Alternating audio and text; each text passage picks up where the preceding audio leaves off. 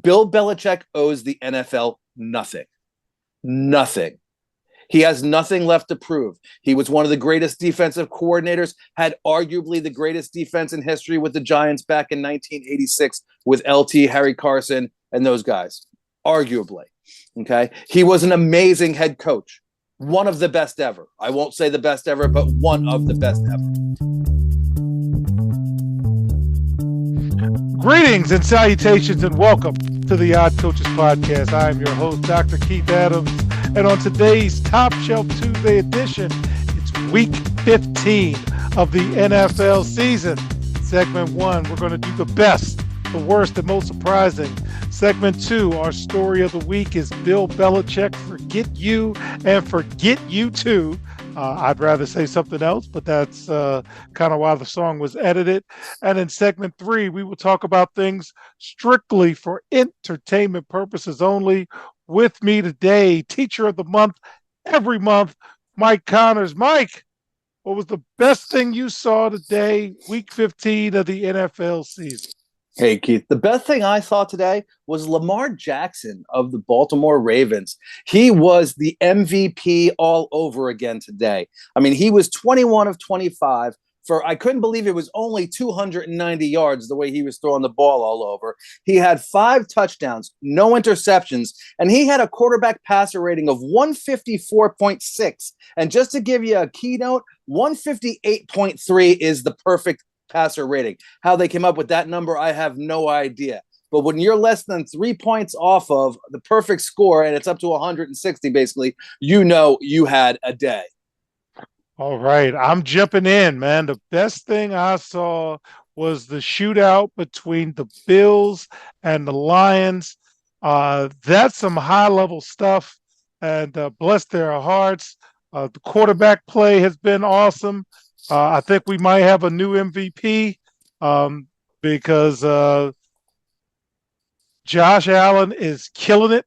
I'm just amazed at this 2 to 3 week run he is on. So that was the best thing I saw today.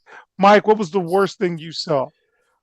I was gonna go Chargers just to prod a few people, but I'm gonna revert to my Giants. They are just a deplorable football team right now. They had 201 yards of total offense in 60 minutes of football. 201. They're down to their 4th quarterback, a lad by the name of Tim Boyle. Tim Boyle is so bad, he couldn't cut it at UConn, arguably the worst college football program in Division I. So he had to finish up at Eastern Kentucky, and he is now leading the 5th most valuable franchise in all of sports, the New York Giants. So that tells you the debacle that the Giants currently are. Well, the worst thing I saw, strictly for entertainment purposes only, I do a lot with things strictly for entertainment purposes only, and the Rams and 49ers, everyone, all of the smart marks and the sharks and the computer, they said, take the over, take the over, take the over, and Rams won 12-6. What was that? What was that? I went to work the next day with my lip down, saying I wasn't entertained last night, guys. So that's the worst thing I saw. 12-6, Rams and 49ers. So now, Mike, what's the most surprising thing you saw this weekend? The most surprising thing I saw, I'm going to go back to Thursday night. 49ers linebacker Devondre Campbell refused to enter the football game. Now, this is a guy who was a 9-year veteran. He was a 4th-round draft pick. This is not some scrub off the street. This man has a career in the NFL. 9 years, fully vested, full pension. He's played for 4 teams. He's played for the Atlanta Falcons for 4 years, Arizona for 1 year, 3 years with the Packers, and now he's with the 49ers. So this gentleman is an established NFL commodity. You don't stay around that long in a position like linebacker if you can't play. And he refused to enter the game. Now, there's a lot of things you could do to turn your teammates off, but I can't think of anything more than quitting on your team. Now, I was looking around to see if there was something that this gentleman had. Medical problem, mental health issue. Who knows in this world? And I hope it is none of those things, because you don't want to rail on someone if they have a mental health issue. But nothing I've seen in print or in the radio or anything points to this gentleman having any issues other than, I should have started over another person. I'm taking my ball and I'm going home. You're a professional athlete. You were assigned a $5 million 1-year contract with the 49ers. You just committed career suicide. No one should touch you anymore. If you're going to quit on your team like that, no team should put you on their roster. Yeah, I saw that and was still like, there's got to be something else. And I haven't seen anything. And the coach Shanahan even said, I did not tell him to leave the sideline, because he didn't find out until later in the game that the guy refused to go in. The guy left the sideline on the fourth quarter on his own. So not only did he refuse to play, he left. It baffles me.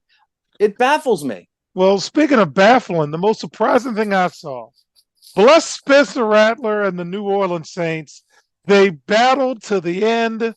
They had an opportunity to tie the score and go into overtime. And Mike, I thought the rules were, when you're on the road, you go for the win, and when you're home, you go to overtime. Well, I guess they flipped it, and they went for the win and called possibly one of the 5 worst plays I've seen in some time. So I was surprised that New Orleans didn't just go for the tie and see if they can win in overtime, since they had the momentum. But again, when your record is not very good. I believe the Saints are 5-9. Yeah, they're 5-9, 3-5 at home. So yeah, the only thing I can think of, maybe they figured, we're not going anywhere. Let's just try to get a couple of wins, or let's go for it, and we just cement a better draft pick if we don't get it. Yeah. All right. So fans, in segment 2, we're going to take some extended time and talk about Bill Belichick and his get you to the NFL. We'll be right back on the Odd Coaches Podcast. This is Dr. Keith Adams, president of the CKA Save Project, with a question for you. Are you passionate about supporting student athletes? If so, then become an official member of the CKA Save Project and make a difference today. With your membership, you'll be able to help us provide essential academic and athletic support to underserved communities nationwide. Join us in empowering student athletes to achieve their full potential, both on and off the field. Together, we can build a brighter future through education and sports. Visit ckasaveproject.org and choose your membership level now.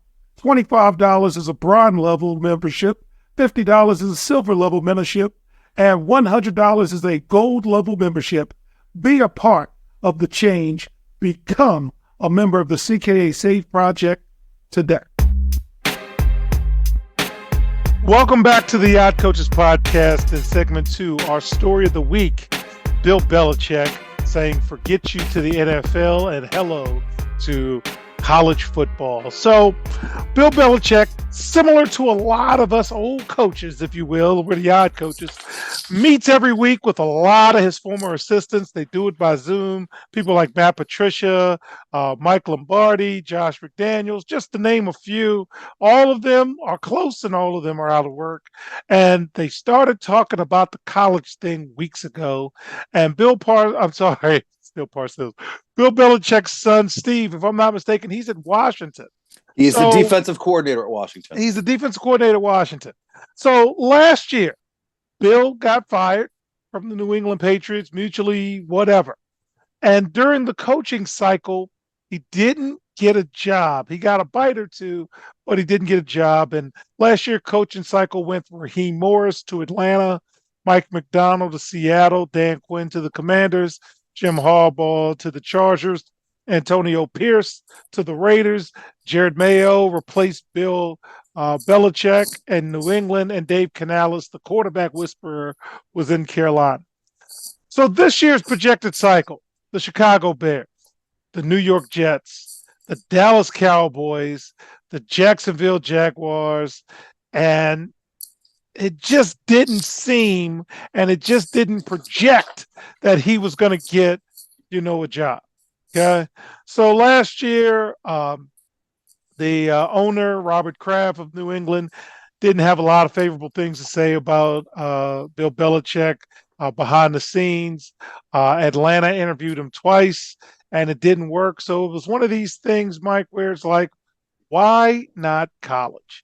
If you're a guy who's more advanced than the people interviewing you, and you're not going to get something in part because they're afraid of your ability, then why not? So this is kind of a big blank to the NFL.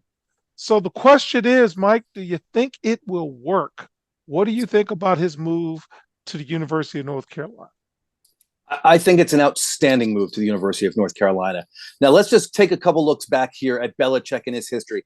Belichick was raised in a college football family. His dad, Steve, was a coaching legend at Annapolis. He was there for most of his career. He was so good when head coaches came and went, they kept him around. So Belichick was raised in a very strict football community. If you coach at an Annapolis or West Point, one of the military academies, you know that you are a straight-laced coach. So he was raised in that environment. His children, all of his children are professional coaches. 2 are coaches at the college level. His daughter Amanda is the head coach at the College of the Holy Cross College of the Holy Cross. She's the head lacrosse coach. His son Stephen, as we said earlier, is the defensive coordinator at the University of Washington, and his son Brian is a coach with the Patriots. He was offered jobs in other places, but chose to stay there after his dad left because I think he has family in the area. So that makes sense to me. Bill Belichick wanted total control wherever he goes. He wants to buy the groceries. He wants to cook the meal.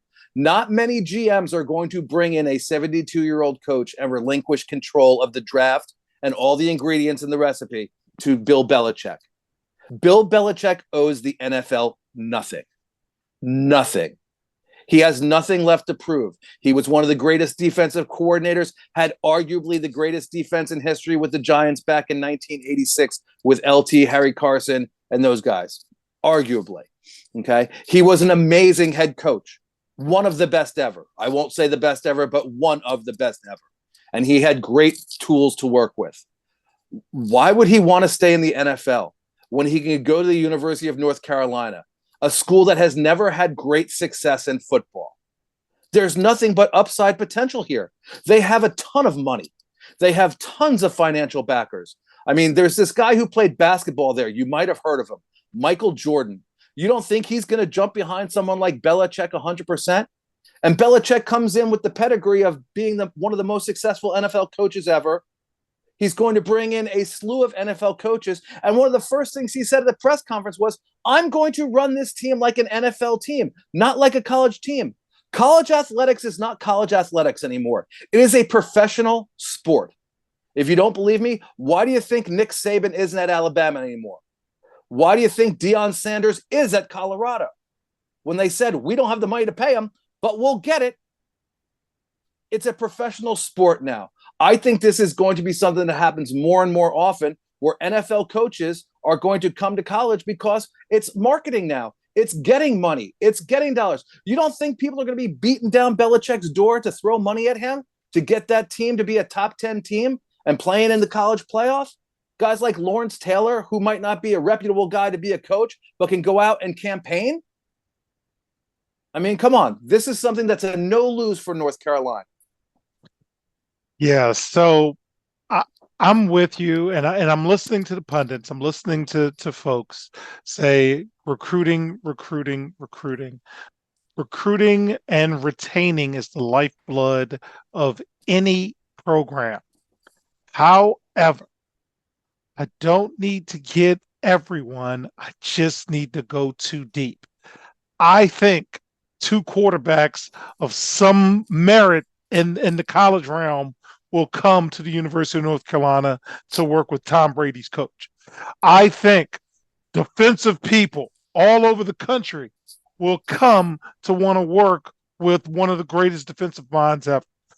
And once you realize that it is more like an NFL roster where the turnover is going to be pretty quick, I don't look at it as a negative that he's 72, because you get to be a little selfish. He's going to take care of me. I'm not worried about that next guy if I'm a recruit.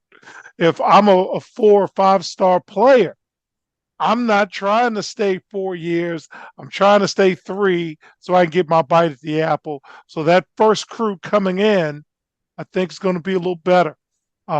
So I think this is going to work out because you're not Ohio State. You're not Alabama. You're not this type of school. You're the University of North Carolina. And Mike, who do you have to beat? You got to beat SMU. You got to beat Clemson. You got to beat Duke. You got to beat Syracuse. You got to beat Wake Forest. You got to beat Florida Miami. State. You got to beat Florida State. These things don't pause me if I'm Bill Belichick. I got 6 rings as a head coach and a couple more as assistants. These things are not going to pause me.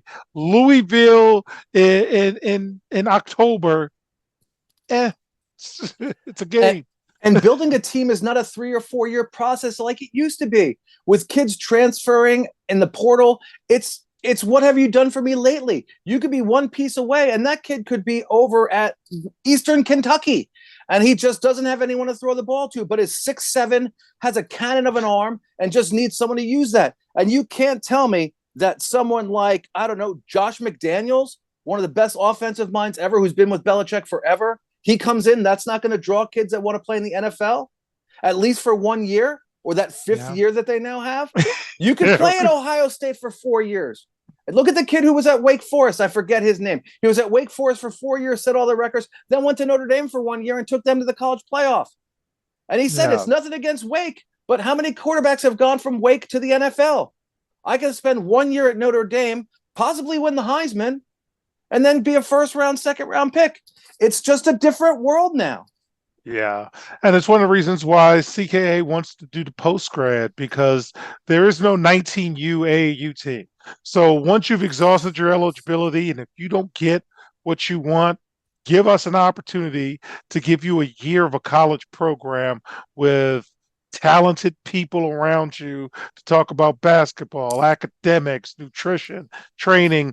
Everything that he said was kind of similar to conversations I've been having with people on our own. So good luck, coach. The NFL machine will keep going, and no one will care that you're not there. Yeah, and that's just kind of how it works. And you can't tell me that if a kid is questioning whether to go to school A or school B or school C, that Bill Belichick walking into your house isn't going to be the thing that puts you over the top. Yeah. And I won't even get into the 24-year-old girlfriend for the 72-year-old man. We just won't go there. But obviously he can relate to the younger generation. And with that, in segment 3, we will talk about things strictly for entertainment purposes only. We'll be right back on the Odd Coaches Podcast. I'm not touching that. This is Dr. Keith Adams, president of the CKA Save Project and author of Finding the Balance, my personal journey to academic and athletic success. This book is your key to unlocking the secrets of being a successful student athlete. Drawing from my 30-year career as a teacher and coach, this instructional guide offers a unique perspective on achieving success in both academics and athletics. With over 15 personal stories and insightful antidotes, Finding the Balance is a must-read for student athletes, parents, coaches, teachers, and administrators. Visit www.ckasaveproject.org to get your copy and start finding the balance today. Welcome back to the Odd Coaches Podcast in segment 3. Connor, what's the top 5 so I can be contrarian for no reason? Okay, the top 5, we haven't had much shifting of teams, but the numbers have moved around a little bit. So right now what I have is KC number 1, Buffalo number 2, Minnesota number 3, Philly number 4, and Detroit number 5. Now, a couple of the games are still not complete, but kind of complete when I composed this a few minutes ago. So that's what I'm going to stick with. You know, the top tier teams, they're going to beat each other up. I know a couple people were surprised that Buffalo coming in and early up getting a good jump on the Lions, but it's the NFL. You know, you're going to have up weeks, you're going to have down weeks, you're going to have people banged up, you're going to be resting people because you're already in the playoffs. So while these games are still important, you know, things are setting themselves where they are. So I'm not overly concerned for any of the top 5 teams. That's a big drop for Detroit. Well, like I said, they're all in the top 5, drop. but you can shuffle them around, but they're still right there. I'm mad at you, but that was a big drop. All right. Season long bets. Baltimore got to win. They got to go 2-1 in the last 3 games for me to go to the pay window. And Pittsburgh already won, but they didn't win this week, and you'll find out about that shortly. Jacksonville's a loss for me in the AFC South. And Tennessee, thanks for losing. I won that bet. I took them under 6.5 with 3 games left, and they've got 3 wins. Means I go to the pay window. Miami, well done. Another loss. That means they've got 6 wins and 3 games left. I have under 9.5. Yay, yay, yay. Buffalo, I believe they will win, so that will take them to 11 wins. Connors, can you confirm that for me? Which one was that? I'm sorry. Buffalo. I've got them over 10.5, and with today's win, well, let's see. They just gave it onside. The Lions just did an onside kick. They are down by 6 with 12 seconds left. So let's see what happens. Did they get the ball back? They're still in the scrum trying to figure it out. So I'll take the win and thank you. Go Buffalo. So you'll win that one. AFC West. I already lost with Denver in the under, and I won with Las Vegas. I took them under 6.5. Detroit got the win, and Green Bay plays tonight. Next win, I'm in. Atlanta, you stink up the joint. Yeah, that's just not going to work out for me this year. And neither will Carolina. I took the over. My fault. The Commanders, they have already won for me. Dallas, now you want to win games, but it's a little too late. Rams, over 8.5. They're at 8 wins. Next win, we're in. And Arizona, I believe they got the win today. That takes them to 7 wins, possibly, sir. Is that correct? Let me see. Arizona did win today, and they are 7-7. And that is the push. So the next win, I get in there. All right. So Super 7 bets. Last week I was 4-3. This week I was 4-3. I had Buffalo plus 2.5 for the spread. Got that one. Had Houston minus 2.5. They won, but I had the Chargers minus 3. They didn't. I guess they are not turning the corner. Inside joke for the show. 3 play. Dallas plus 3. Way to go. Kansas City minus 4.5. Way to go. Pittsburgh plus 5.5. What are you doing, man? Okay, so I took an L on that one. 4 play money line. Commanders, Baltimore, Arizona, KC, all got me to the pay window. Took the over for the Cowboys and the Panthers, over 42.5. They scored 43. Thought I'd get a little more defense, Mike, with Buffalo and Detroit. Not at all, not even close. Am I upset of the week with the Cowboys? Hey, that wasn't an upset. They were plus 3. They were plus 3. That was awful. I'll take it. So next week's games, Thursday, we've got Denver versus the Chargers. Saturday, we're back to Saturday games. Houston, KC on Saturday, and Pittsburgh's traveling to Baltimore. Hey, we've got a little something there. Sunday, Giants travel to Atlanta, New England against Buffalo, Detroit against Chicago, Cleveland, Cincy. That's a little rivalry. Tennessee, Indy. Stop dropping the ball before you get to the end zone. The LA Rams traveling to New York City to take on the Jets. Philadelphia against Washington. Arizona against Carolina. Minnesota against Seattle. Jacksonville against the Raiders. San Francisco versus Miami. And Sunday night, I don't know if they're flexing this, Mike.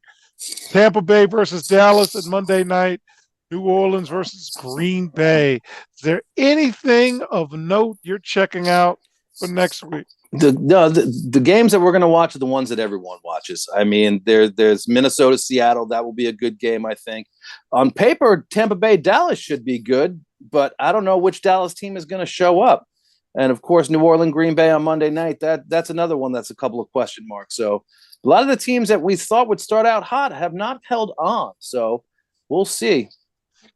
All right. So on behalf of our Teacher of the Month every month, Mike Connors, I'm Dr. Keith Adams saying thank you for listening and or watching the Odd Coaches podcast, and we will see you on the sidelines. Until next time, take care. The Odd Coaches podcast is sponsored by the CKA Save Project. The CKA Save Project is an industry leader in providing student-athlete academic and athletic support. From assessing student-athletes' academic and athletic skills, to measuring and monitoring student-athlete academic progress, to improving student-athlete time management and organizational skills, the CKA Save Project provides wraparound services for student-athletes from middle school through college. For more information, visit us on the web at www.ckasaveproject.org or schedule a free consultation with Dr. Keith Adams by emailing cka@ckasaveproject.org. We hope you enjoyed today's show. The Odd Coaches podcast drops new episodes every Tuesday through Friday on most weeks. Make sure you subscribe to the Odd Coaches podcast on Apple Music, iHeartRadio, Podbean, Spotify, and YouTube. Follow the Odd Coaches podcast on Twitter and Instagram at Odd Coaches. Follow Dr. Adams on Twitter and Instagram at CKA Save Project. In addition, follow Coach Mike Francis on Twitter and Instagram at Coach Franchise, spelled Coach Franchize. For more information about the CKA Save Project, please visit them on the web at www.ckasaveproject.org. See you next time on the Odd Coaches podcast.